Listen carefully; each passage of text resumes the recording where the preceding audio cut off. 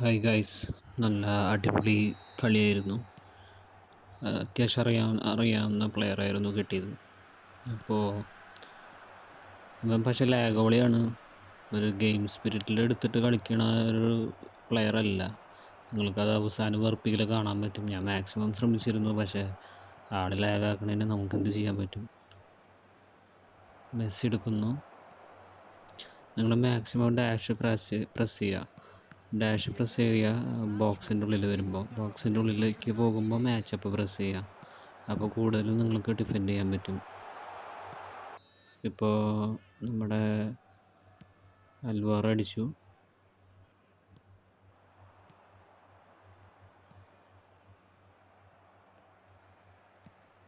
ബക്കംബർ എടുത്തു.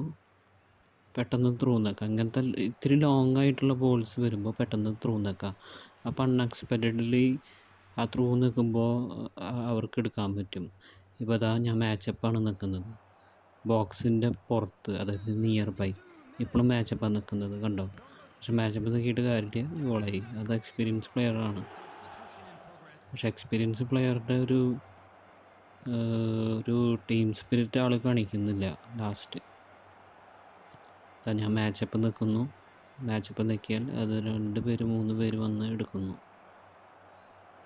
ഞാൻ മാച്ചപ്പ് നിൽക്കുന്നു. ആ ഷോർട്ട് റേഞ്ച് നമുക്ക് തടയാൻ പറ്റുന്നു.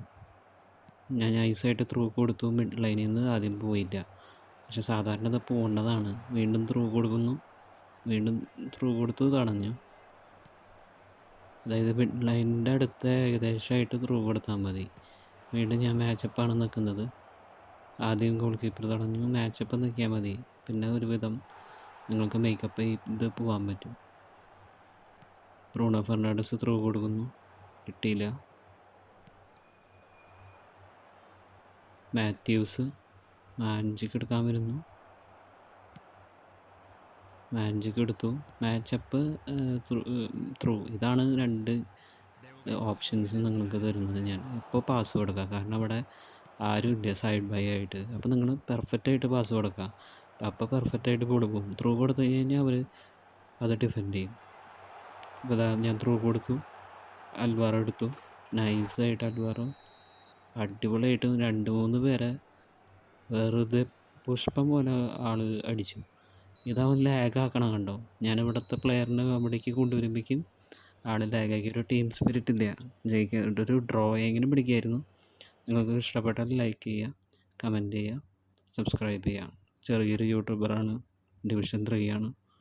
അപ്പോൾ എന്നെ ഇഷ്ടപ്പെടുന്നവർക്ക് ഇൻസ്റ്റാഗ്രാം പേജ് കൊടുത്തിട്ടുണ്ട്. ലിങ്ക് ക്ലിക്ക് ചെയ്യുക, ലൈക്ക് ചെയ്യുക, ഫോളോ അടിക്കുക. അപ്പോൾ സബ്സ്ക്രൈബിൽ ഒന്ന് ബട്ടൺ നിൽക്കിക്കോളെ. Thank you. ഇതൊക്കെയാണ് ഹൈലൈറ്റ്സ്. നിങ്ങൾക്ക് വീണ്ടും ജസ്റ്റ് കാണണമെങ്കിൽ ജസ്റ്റ് കണ്ടോ, അല്ലെങ്കിൽ സ്കിപ്പ് ചെയ്ത് പോയിക്കോളൂ.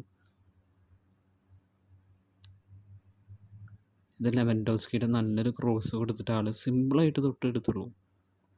നൈസായിട്ട് ബോൾ കർവ് ചെയ്ത് പോയിട്ട് ഉള്ളിൽ കയറി.